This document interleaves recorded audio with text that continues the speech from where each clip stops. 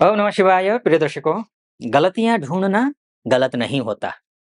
गलतियां ढूंढना गलत नहीं, लेकिन शुरुआत खुद से होनी चाहिए।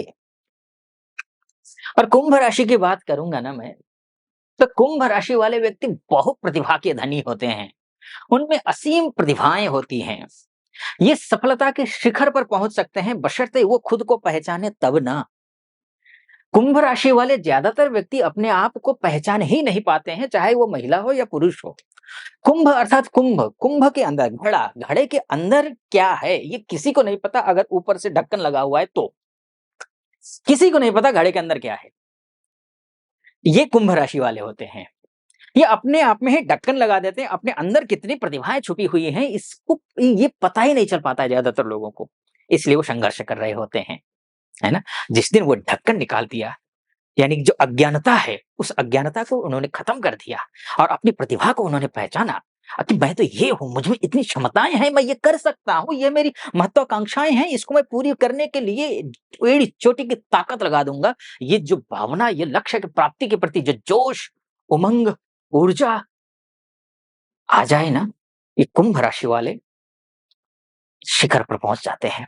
और ये 15 अक्टूबर से लेकर के 31 दिसंबर तक के बीच का जो समय है ना, ये कुंभ राशि वालों के लिए शानदार है, अद्भुत है। मैं बोलूंगा इतना अद्भुत है कि पैसे की अगर दिक्कत हो रही हो ना, ये पैसा देने वाला जो ग्रह है ना, गुरु, धनेश, पैसा वाला ग्रह, लाभेश, जो सोर्स ऑफ इनकम का ग्रह है, ये भी गुरु ही है। धनेश और लाभेश, यानी कि पैसा लाने के लिए, पैसे आप तक पहुंचाने के लिए जो ग्रह, पहुंचाने वाला जो ग्रह है, वो भी गुरु है। तो धन को एकत्रित करने वाला, अर्जित करने वाला, संचित करने वाला ग्रह भी गुरु ही है। और गुरु महाराज हो रहे हैं वक्री। कब से? 9 अक्टूबर से। क्योंकि ये वीडियो कई बार आपने सुन चुका होगा, फिर भी सुनिए। क्या क्या लाभ आपको होगा, क्योंकि वक्री ग्रह को शास्त्र कहता है वक्रिणस्तु महावीर्याः। वक्री ग्रह जो होते हैं अत्यंत बलवान हो जाते हैं। अगर पापी ग्रह वक्री हो जाए तो पापी फल देने में वो बलवान होता है, तो अशुभ फल दुगुना देता है। और वहीं पर शुभ ग्रह अगर वक्री हो जाता है तो शुभ फल दुगुना हो जाता है, क्योंकि ग्रह चेष्टा बली हो जाता है। चेष्टा बली का अर्थ होता है कि वो उच्च के समान फल दे रहा है आपको, और उच्च का ग्रह सर्वश्रेष्ठ फल देता है। ध्यान रखिए। तो ये फरवरी तक है, 4 फरवरी तक है, चूंकि यहाँ वक्री है ये ग्रह, ठीक है जी। और यहाँ बैठ करके किन किन क्षेत्रों में फल देगा ये भी आप सुन लीजिए। पैसे को तो मैंने आपको बताया ही, पैसा कब आएगा। भाई बिजनेस कर रहे हैं, बिजनेस अच्छा बढ़िया चल जाए तभी तो पैसा, तभी तो एक स्रोत बनेगा ना पैसा आने का। अगर जॉब कर रहे हैं, जॉब में प्रमोशन हो जाए, या फिर जॉब नहीं है, घर में बैठे हैं, इंटरव्यू क्लियर कर नहीं पा रहे हैं, या इंटरव्यू कॉल आ नहीं रही है, तो इंटरव्यू कॉल आ जाए, इंटरव्यू आप क्लियर कर लें, या फिर जॉब में है, जॉब में प्रमोशन हो जाए, या फिर जॉब में ही जो है कुछ अच्छा बढ़िया प्रोजेक्ट मिल जाए, तभी तो पैसा आएगा। यहां से देख लीजिए गुरु की वक्र दृष्टि, सीधा मान का, सम्मान को, पद को, प्रतिष्ठा को, पिताजी को, इंटरव्यू को, नौकरी को, बिजनेस को, सब कुछ को ये देख रहा है, सब कुछ देख रहा है। और गुरु की दृष्टि में अमृत होता है, अमृत। बस एक ही चीज का ध्यान रखना है, गुरु के अनुरूप आचरण कर लेना। अब गुरु के अनुरूप आचरण का क्या मतलब हुआ? गुरु मतलब गुरु, गुरु मतलब सात्विक, गुरु मतलब पवित्रता, गुरु मतलब शुचिता, गुरु मतलब एकदम निष्कलंक। मन में छल, कपट, द्वेष, अनुराग, अगर ये सब कुछ है तो निकाल कर फेंकिए। अगर ऐसे लोगों के साथ में उठते बैठते हैं जो ठीक नहीं है, सामाजिक रूप से, पारिवारिक रूप से, व्यवहारिक रूप से, ना आचार में, ना विचार में, ना संस्कारों में, ना अन्य किसी क्षेत्र में, तो ऐसे लोगों से दूर रहिए। फिर देखिए इस कमाल। पढ़ना शुरू कीजिए, अच्छा सोचना शुरू कीजिए, ज्ञान की बातें करना शुरू करिए, पूजा पाठ करना शुरू कीजिए, नियमित दिनचर्या को संयमित रखिए। ये गुरु आपको दुगना फल देगा। आप अगर रंक भी होंगे ना, राजा ना बने जाए तो फिर कहना, ये गुरु शानदार फल देंगे, आपको शानदार फल देंगे, निश्चिंत रहे। एक तो ये, ठीक है जी, ये बात मैंने गुरु के माध्यम से की। बाकी 9 ग्रह होते हैं, अपनी अपनी भूमिकाएं निभाते हैं, तो उनकी भी बात करूंगा। उससे पहले एक निवेदन करना चाहूंगा।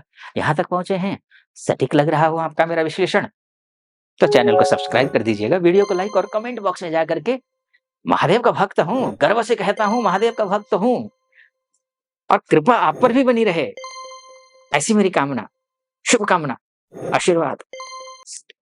सटीक लग रहा हो ना? हर हर महादेव या ओम नमः शिवाय 5 बार, 11 बार, 21 बार जो भी है आप लिख दीजिए, या फिर जो भी मन में मनोभाव उमड़ रहे हैं मुझे सुनते हुए, अच्छा बुरा ये वो जो भी है आप व्यक्त कर दीजिएगा। चलिए फिर इसी विषय पर लौट कर आता हूँ। एक तो ये गुरु की बात होगी, अब बात मैं आपके भाग्येश की करूँगा, लेकिन मैं कुछ खराब पॉइंट है इसकी भी बात करूँगा। भाग्येश की बात पहले कर लेता हूँ, लास्ट में मैं वो बात करूँगा जो आपको सुनना ही सुनना है, क्योंकि वो खराब पॉइंट है। अगर उसको आपने ठीक नहीं किया ना, गुरु का कोई फल नहीं मिलेगा, भाग्य अच्छा होने का कोई फल नहीं मिलेगा। तो पहले भाग्य की बात कर लेता हूँ। तो भाग्येश आपका जो शुक्र है, ये अभी फिलहाल अपने ही घर में है 13 तारीख तक, जो कि बहुत अच्छा है। 13 अक्टूबर तक बहुत अच्छा है। अगर आपकी कुंडली में ठीक-ठाक स्थिति में भी शुक्र होगा ना, तो अच्छा ही अच्छा, बल्ले ही बल्ले है। कोई चिंता की बात नहीं है। लेकिन 13 तारीख के बाद ये यहाँ पहुँच जाएँगे। कहाँ? भाग्येश होकर के केंद्रस्थ हो जाएँगे, लक्ष्मी नामक राजयोग बन जाएगा, फिर क्या चाहिए? हाँ, ये अलग बात है कि वृश्चिक राशि में जाकर के बनेंगे। वृश्चिक राशि के स्वामी मंगल होते हैं। शुक्र जब मंगल के घर में जाएँगे, तो एक-दूसरे के बीच में बहुत अच्छी मित्रता तो इन दोनों में नहीं है। सम है ये। शुक्र मंगल से कोई वास्ता नहीं रखता है, मंगल शुक्र से कोई मतलब नहीं रखता है। बोलते हैं कि तू अपने काम कर, मैं अपना काम करता हूँ। तो अपने आप पर छोड़ देते हैं। तो आपको करना क्या है, एक बात ध्यान रखिएगा, शुक्र की उपासना करनी है, महादेव की उपासना करनी है, हनुमान जी की उपासना करनी है। ठीक है? ये आपको ध्यान रखना है। ये कब तक है? 6 नवंबर तक। 6 नवंबर के बाद यहाँ पहुँच जाएँगे, लाभस्थ हो जाएँगे। यानी कि भाग्येश होकर के लाभस्थ हो जाते हैं, तो भाग्य में वृद्धि होता है। वृद्धि जैसे ही होगी, भाग्यम फलति सर्वत्र न च विद्या न च पौरुषम। भाग्य अच्छा हो जाए तो फिर क्या चाहिए? सब कुछ हासिल किया जा सकता है कि नहीं? उसके बाद जाकर के ये 2 दिसंबर तक यहाँ रहेंगे, 2 दिसंबर के बाद फिर ये द्वादशस्थ हो जाएँगे। और कोई ग्रह अगर द्वादशस्थ हो जाए तो महा खराब होता है, लेकिन शुक्र का द्वादशस्थ होना ठीक होता है, अच्छा होता है, दिग्पति हो जाता है, कोई चिंता की बात नहीं है वहाँ भी। वैसे भी शत्रु राशि नहीं, मित्र राशि के घर में है, शनि के घर में, अच्छा फल देंगे, यानी कि भाग्य आपका अच्छा है। अगर अन्य ग्रह यहाँ पर अगर होकर के बैठा होता ना, तो भाग्येश होकर के द्वादशस्थ होता, तो निर्भाग्य योग बना देता, तो फिर दुखियारी हो जाता। लेकिन ये ठीक है, तो ये अच्छी बात है, ठीक है? शुक्र के माध्यम से भी अच्छा है, गुरु के माध्यम से भी अच्छा है। मैं आपसे कह रहा था कि कौन-सा ग्रह है जो कि आपको चोट पहुँचाएगा? इन दोनों ग्रह अच्छा फल दे रहे हैं, लेकिन वो उन अच्छाइयों को रोक देगा, रोकने की चेष्टा करेगा, कोशिश करेगा, ये मैं आपको बताऊँगा। उससे पहले एक बात ध्यान रखिएगा आप, ये मोटा-मोटी तौर पर है। आपको अपनी कुंडली के बारे में विस्तार से चर्चा करनी है, तो नीचे नंबर है, उस पे व्हाट्सएप कीजिए या फिर कॉल कीजिए। हमारी टीम मेंबर से आप बात कीजिए और मुझसे बात करने के लिए आप अपॉइंटमेंट ले लीजिए। जो तिथि वो निर्धारित कर देंगे, उसी तिथि पर आपकी कुंडली का विस्तार से चर्चा करेंगे। ठीक? आइए, वो ग्रह कौन-सा है? वो ग्रह है मंगल। 20 अक्टूबर से जो मंगल हैं, वो नीचस्थ हो जाएँगे। ये नीचस्थ हो जाएँगे। कोई भी ग्रह जब नीच का हो जाता है ना, वो ठीक नहीं होता है। अब तो आपको क्या करना है ध्यान रखिएगा, मंगल नीच का होने का मतलब बहुत बड़ा आपके लिए, खासकर कुंभ राशि वालों के लिए मायने रखता है। आपका मनोबल को तोड़ देगा ये। आपका अपना ही सगा आपको धोखा देगा। आप जिस दोस्त से जिससे भी आप सबसे ज़्यादा भरोसा करके बैठे हैं, वो भरोसा तोड़ेगा। ऐसे लोग जो करेंगे कोई और, भुगतेंगे आप।